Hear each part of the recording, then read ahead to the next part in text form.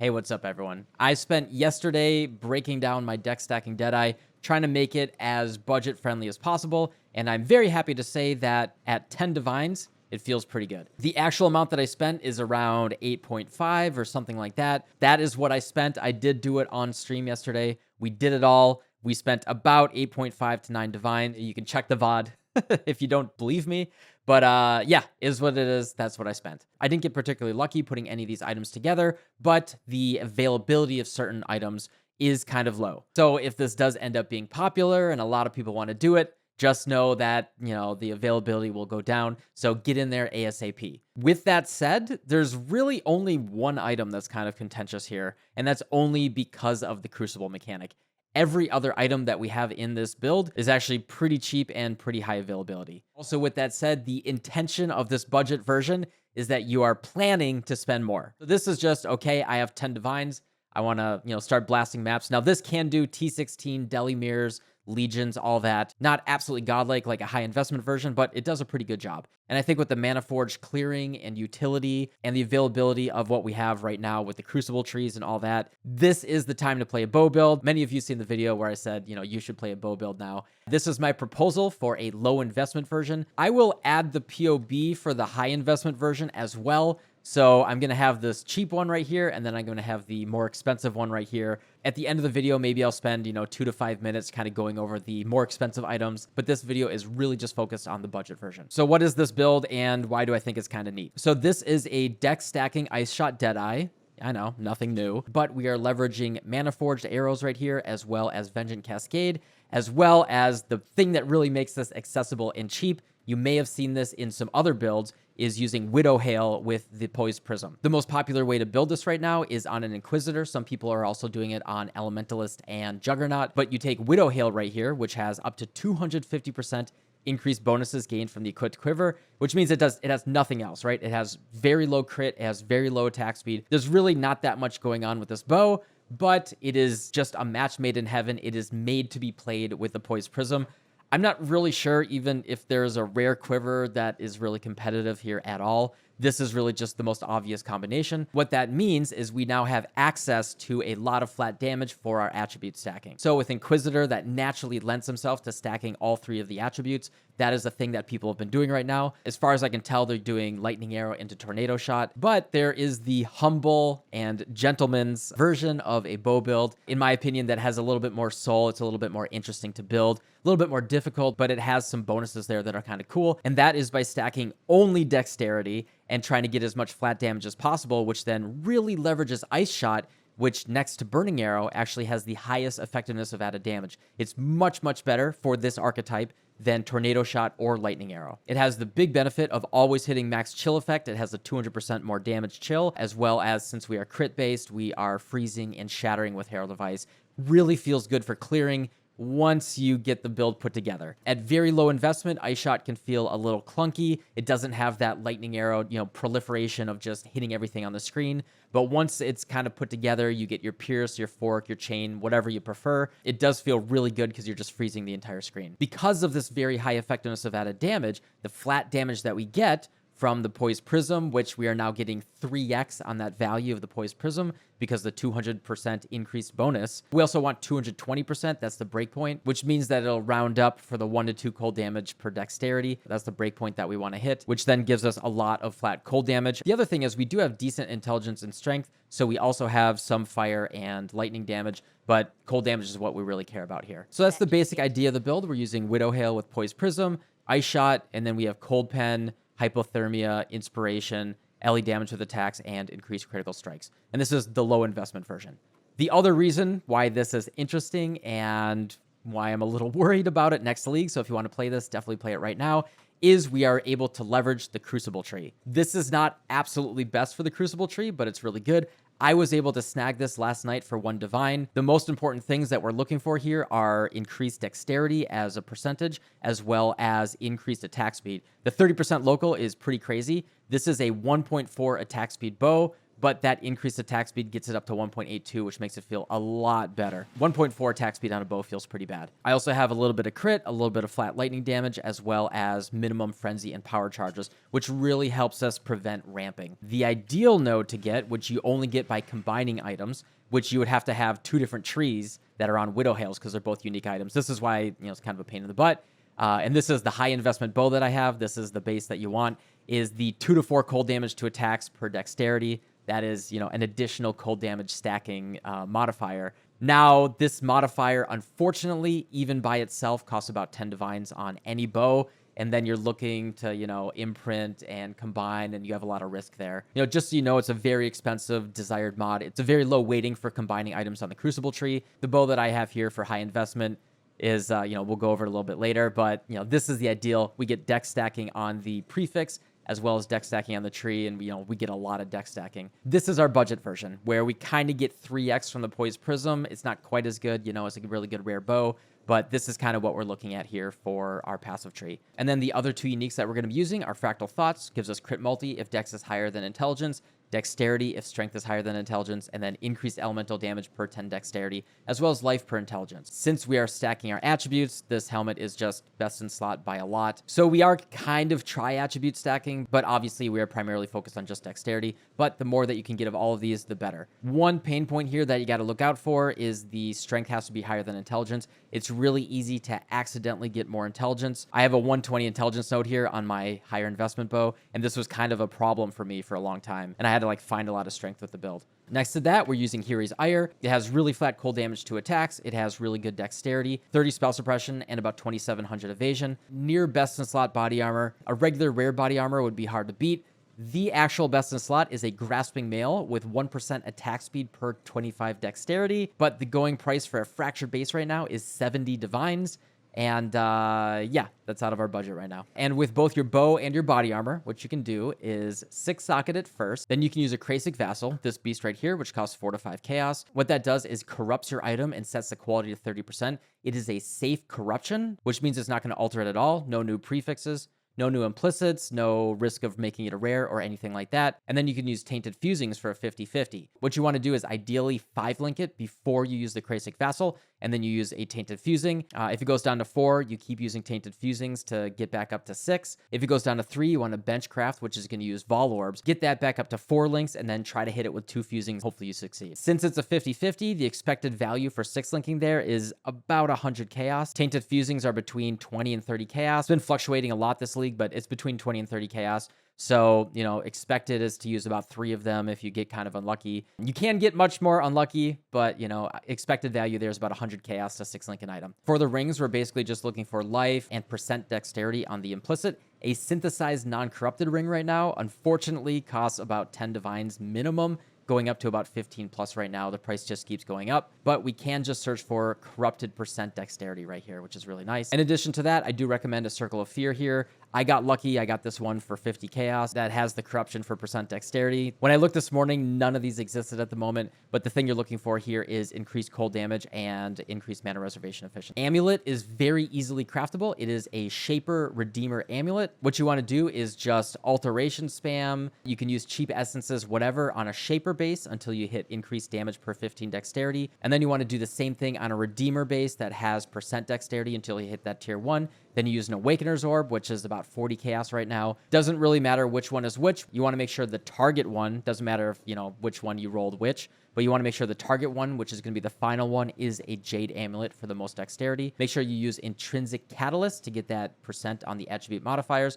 And then we're going to anoint Vengeance Cascade, which unfortunately costs about 120 chaos at the moment. It's roughly 60-ish chaos for gold oils. This costs 2 gold and 1 amber oil. But Vengeance Cascade is the reason why we want to play bow skills right now. It makes all projectiles return. You can hit twice. It's doubling your damage. It's ridiculously strong. On the gloves, you can just look for Fractured Dexterity. We want to go for resistances, life, and a nice thing here is physical attack damage leeches mana. Honestly, mana is a concern at this low investment right here.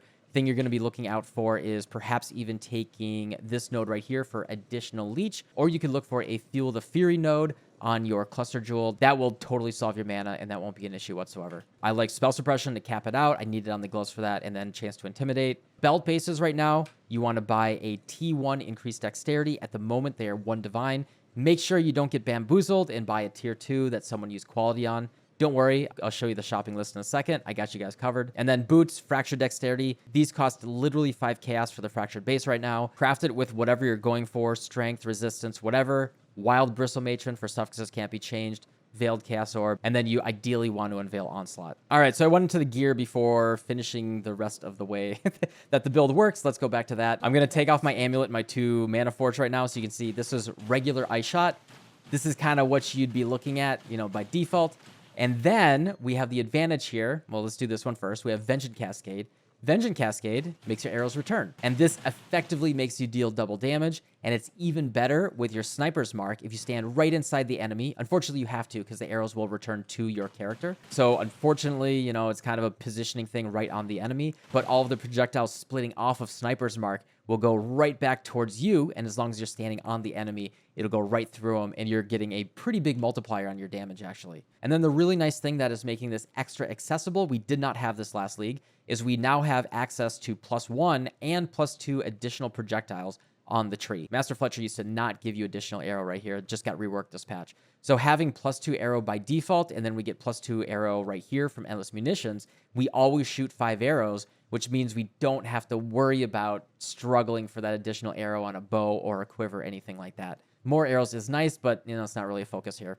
And that really opens up the possibilities with this large thread of hope. I'm choosing to use +2 Pierce right here. It really combos really nicely with the Vengeance Cascade and the Mana Forge, which we'll go over in a second. In my high investment version, I actually use Split Shot right here, which has a whole different little mechanic that we're using. We get spell suppression, we get more damage, we get more res, we get even more damage. This large thread of hope is pretty ridiculous. Some other builds, Omni builds, are using a massive thread of hope right here. You could use a massive thread of hope in addition if you really wanted to. It does have some really, really nice nodes that it can hit, but I actually purposely kind of like pathing this way because this spreads out a little bit longer and allows me to leverage my split personalities, which we'll go over in a second. Back to the mechanics of the build. We have this new support gem this league, and this, I think, to me, is what really opens this up and makes the clear good for even low investment. In the past, before this league, playing a low investment bow build was always a little weird. Like, everyone always wanted to end up going into tornado shot, and I think the big reason for that is the arrows hit behind you. Kind of an uncomfortable thing is when you're running really fast, you're just like shooting straight forward. Pretend I don't have Vengeance Cascade, right? You're just shooting straight ahead right here, and anything off to the side, anything behind you, you really are susceptible to random things kind of hitting you. The advantage of a good, well put together bow build is the entire screen blows up all the time. And that didn't really happen until you at least had like a moderately high investment with Lightning Arrow or pretty darn good investment with Omni. And now we have access to a couple tools that really open that up. First one here, right, of course, is Vengeance Cascade. We get the arrows that are coming out behind us, makes a really big difference. And then the next thing is we have this support gem called Mana Forged Arrows. What this does is it will trigger the linked bow attacks if you exceed 300% of their mana cost. So if we undo life tap right here, you can see that Burning Arrow costs 20 mana, which means that I have to spend 60 mana with my primary attack to then exceed that, and then it will trigger Burning Arrow.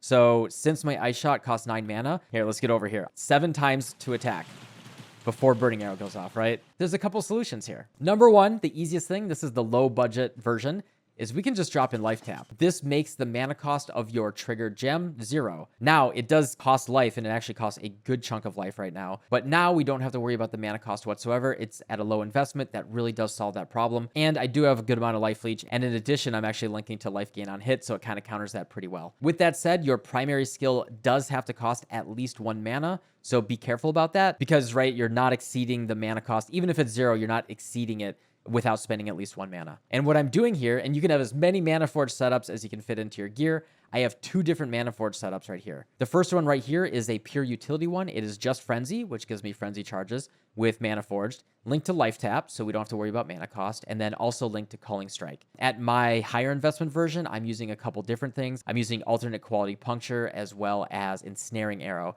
Unfortunately, Ensnaring Arrow doesn't work if you pierce, and since we currently have +2 pierce on the way out and Vengeance Cascade has infinite pierce, Ensnaring Arrow does not work with this version of the build. That's why at my higher investment, I am using Fork.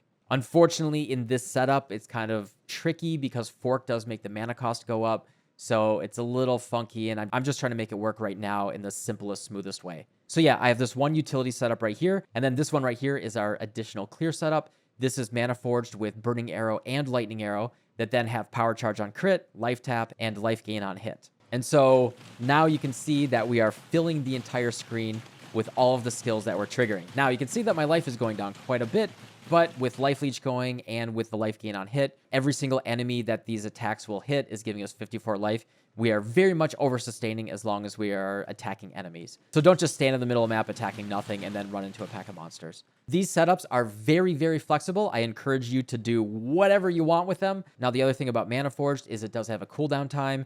So you can reduce the cooldown time. You kind of want to balance it with your attack speed so you're not kind of missing that. Has a little bit of a cast on crit flavor, but that is a thing you can do as you ramp up your attack speed and you want to trigger more often. The other thing is you can't link multiple of the same skill. Previously, I was trying to use like 4 different Burning Arrows linked to Mana Forged and just see if I could do that. But unfortunately, it can't do that. So it has to be all different skills. I am just doing, at this low investment version, I'm just doing Burning Arrow and Lightning Arrow. The really cool thing here, as you can see, is Burning Arrow has 300% effectiveness of added damage, which is just the best for effectiveness of added damage of any bow skill. That is countered normally by having 70% attack speed. So it's significantly slower to attack with. However, since we're triggering it, doesn't really matter. We don't care about that attack speed. So if you really wanted to go all out into single target, you could have like a full 6-link Mana Forged Burning Arrow. Something like that is kind of in the cards if you want to do that, but you're going to deal with mana cost or life cost.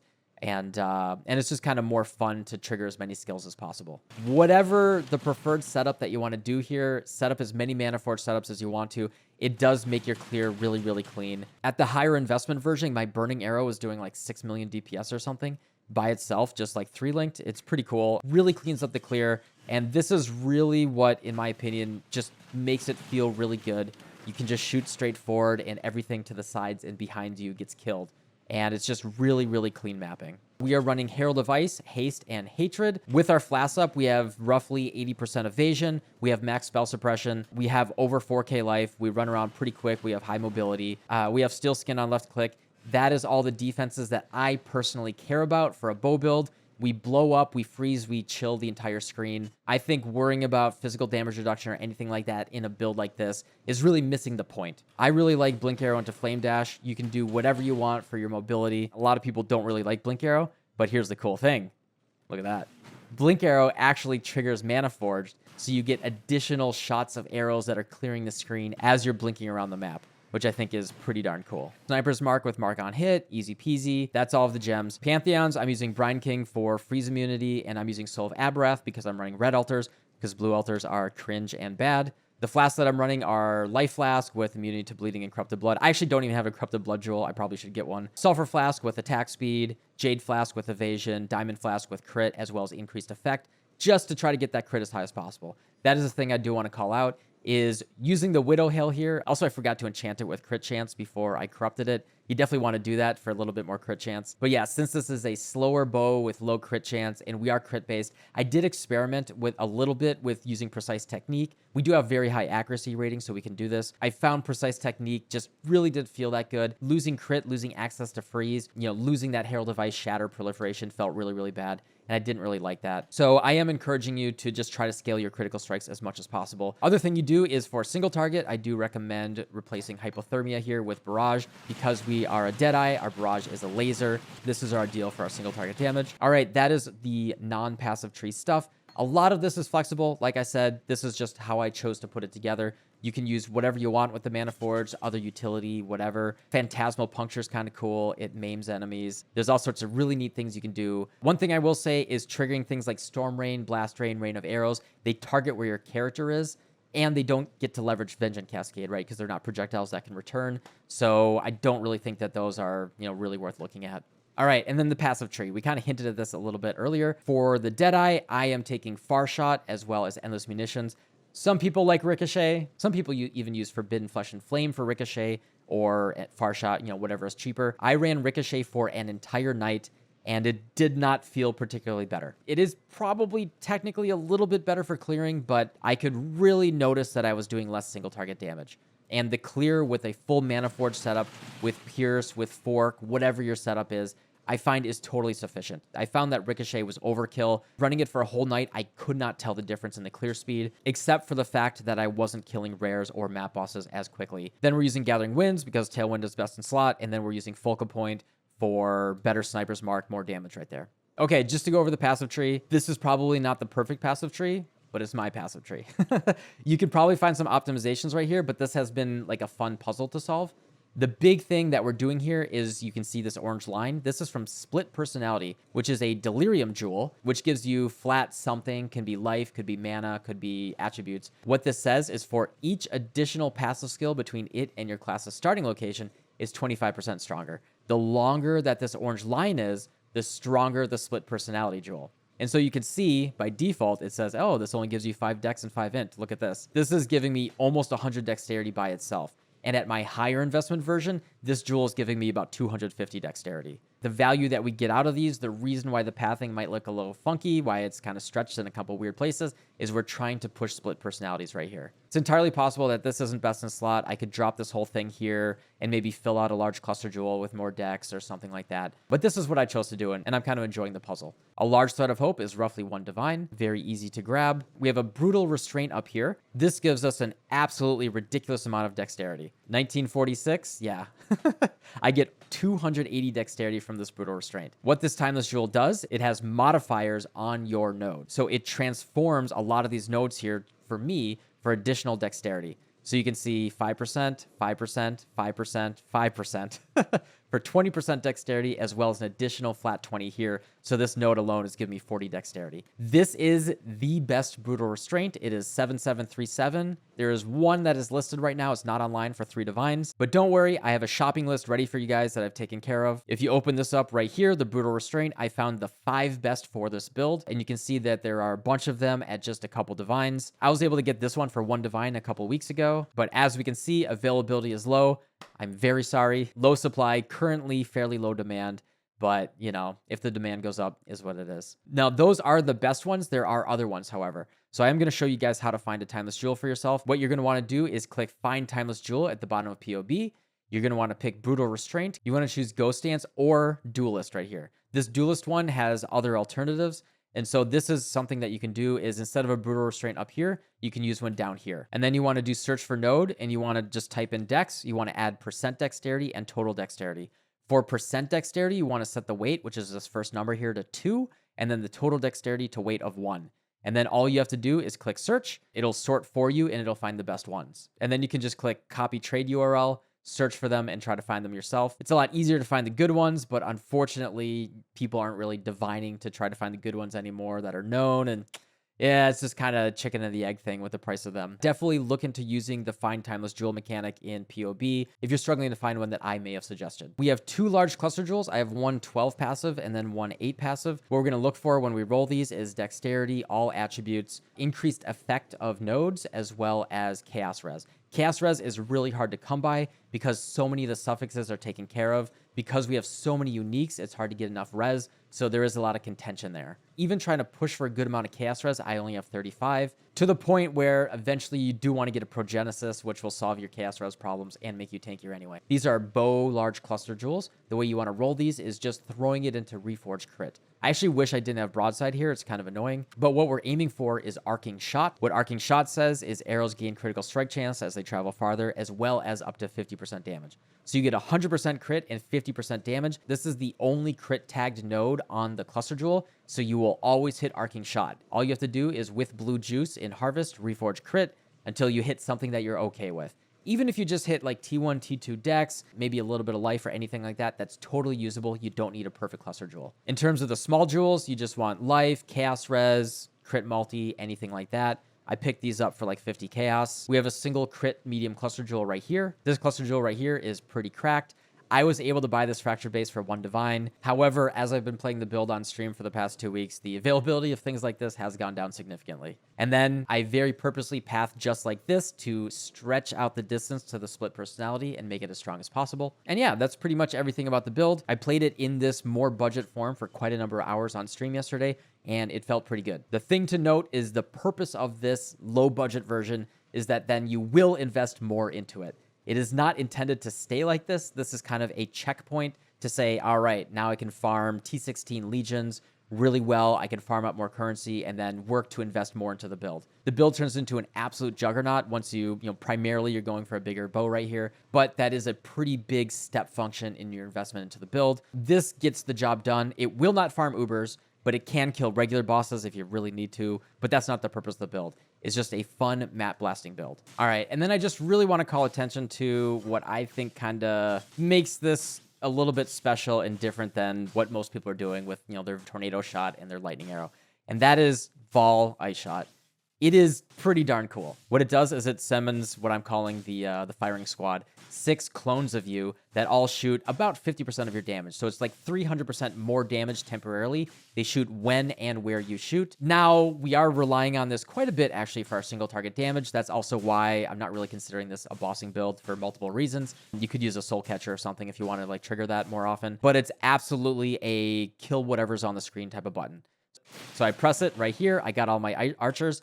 And then I press the button, and they all shoot wherever I shoot. They last 6 seconds, which is plenty of time to kill whatever. And let's do a quick little demonstration of that. All right, so walk into the boss arena. All you got to do, pop your buttons, and shoot it. It's very satisfying, especially in a small arena like this. When they're close to the wall, Vengeance Cascade really kicks off, and it's going to hit them very, very quickly. If you're able to stand right on top of them, so the sniper's mark kind of goes out, and then Vengeance Cascade comes back in, it just fills the entire screen with arrows. It's really, really satisfying. All right, I've already been talking for almost an hour. I can't control myself. I'm not going to go into a ton of detail about the high investment version. I will attach the POB here. Feel free to gawk at it if you want to. Feel free to join the stream and ask more questions. But this is really focused on the budget version. And especially the high investment version it's high investment. It is hard to get into. Very few people are going to have the 100, 200, or 300 divines to throw into it. So I really want to focus my efforts on, the things that are accessible and more people can play. But just to go over it really quickly, we have a Shaper Bow right here with an absolutely cracked Crucible tree. We have the 2 to 4 per 10 dexterity, 30% local attack speed, free stronger life leech, free intelligence, and this one we're not using because we're not using endurance charges. I have a double corrupted with enchant of Sniper Mark's curse effect. I don't even have a curse effect on here. Fractal Thoughts, also this cost me 10 chaos. You can get double corrupts really, really easily, so that's no problem. But this is kind of the ideal here is Sniper Mark curse effect, mana cost reservation, as well as the power charges. I bought this for 4 divines. This is basically your best in slot right here. This is my very, very good amulet that has the damage per dexterity on the prefix. What you want to do is, awaken or orb together the 2 suffixes, like in the budget version. And then suffixes can't be changed with the Wild Bristle Matron, and then Reforge Influence, which costs 1 of the white juice as well as 5,000 blue juice. It's a very expensive craft.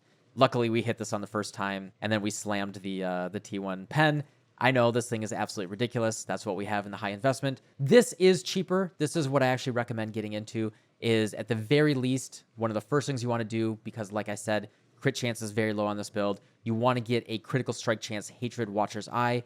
I bought this for 4 divines. It was bottom rolled, and then I hit it with 1 divine, and I hit the perfect roll on the crit. So yeah, as you can see, it's 3.8 divines. It's not too much for the critical strike chance. Strongly, strongly recommend picking that up. Makes a big difference on the build. For the boots, I bought this for, I think, 50 chaos, actually. So these are actually not that expensive, but they are limited availability, so I didn't really want to show them in the budget build guide. I was able to pick these up for like 50 chaos, regular crafting with essences and all that, but we get increased dexterity on the implicit, which is great. Double corrupted Hiri's Ire. I believe I bought this for 4 divines or so, not linked, and then I linked it myself for about 100 chaos. So I was able to save a lot of money right there. And then these rings are very, very expensive. As you can see, it's 10 divines for a base on these rings. This is something that you very much do want to eventually invest into. Really your number 1 priority is the bow. And the bow is crafted. It's a Shaper base. You essence spam it until you hit the cold damage per 10 dexterity.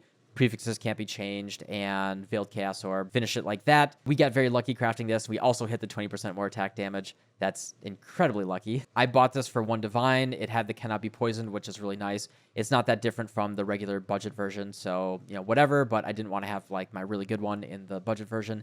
And then I have another ring like this. I was able to pick up these rings for, I think, 6 to 8 divines each. With the prices going up, the demand for deck stacking is going up, so just be aware of that.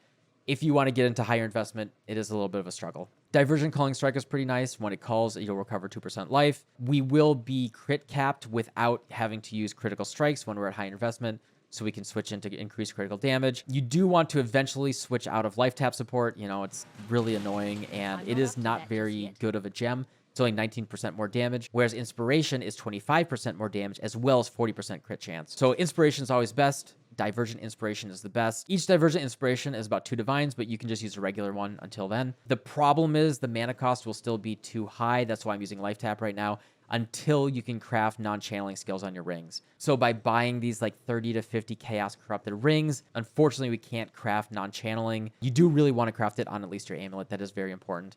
But yeah, until you can craft on your rings, you kind of can't really use Inspiration. And then, like I said, in my higher investment version, I'm using Ensnaring Arrow. I'm switching out of Pierce right here, and I'm moving into additional projectile while forking. And very specifically, we're using Divergent Fork support because it gives us our base Pierce, which really helps make the clear very clean. And we want to use this in both of our 6-link setups.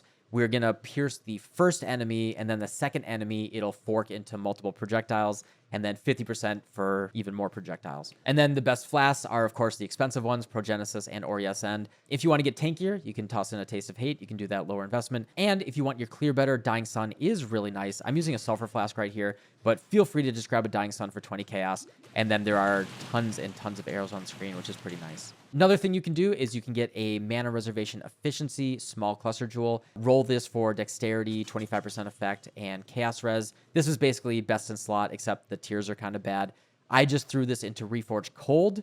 That gives us Spiteful Presence, not 100% of the time because there's Cold Res, but you get Spiteful Presence for Hatred Mana Reservation Efficiency. This really opens up your mana pool and makes it very comfortable. If you want to go for 2 Corrupted Rare Rings instead of using a Circle of Fear, that is an option. Okay, and finally, this is the shopping list. So this is kind of the thing I want to do here. I really liked when I did this for the Firetrap League Starter. I think people really enjoyed it. This plugin is called Better Trading. You can get it in both Chrome and Firefox. And then the code I will put in the description of this video. You can just click Restore from File right down here, and then you can import the code that I give you. It just gives you all of the trades for, this is basically all you have to buy for the build. There's a couple things like the amulet bases and stuff. You know, you can figure that out yourself. But pretty much everything else here that you want to buy for the build is right here. As you can see, like I actually opted for a non-too implicit Here Desire, so it looks more budget. But look at this, 45 Chaos, you can just buy a double corrupted one. You don't have to skimp and get a non-double corrupted one. Good Fractal Thoughts are very, very cheap. Look at this, +1 max power charge for 10 Chaos. Anything like that, no problem. I also have the Widow Hail set up right here. As you can see, 100 Chaos, 1 Divine, couple for 1 Divine. The thing that I'm searching for here, the thing that I'm prioritizing is the increased attack speed. So I would buy one of these. You can look down the tree right here and just try to find something pretty good. This one looks really good. It's got flat damage. We don't really care about physical damage. It's got the attack speed as well as Mana Leech with increased Mana Leech. This is pretty comfortable. This one looks really nice, actually. Flat cold damage, increased attack speed, charge duration, and then gain endurance charge on kill. That's kind of cool. So yeah, just kind of peruse these. You know, the availability is kind of low. The other thing that you can do is just buy Widow Hails for like 5 Chaos and then throw them into these Primeval Remnants that add trees to uncorrupted unique items and just cross your fingers and hope you hit something good. You know, I know it's cliche and it sounds stupid. You don't need a good tree. You can play this build without it. Of course, it's better with the tree, but I would recommend just get one that has an okay tree and then work towards getting one that has a good one.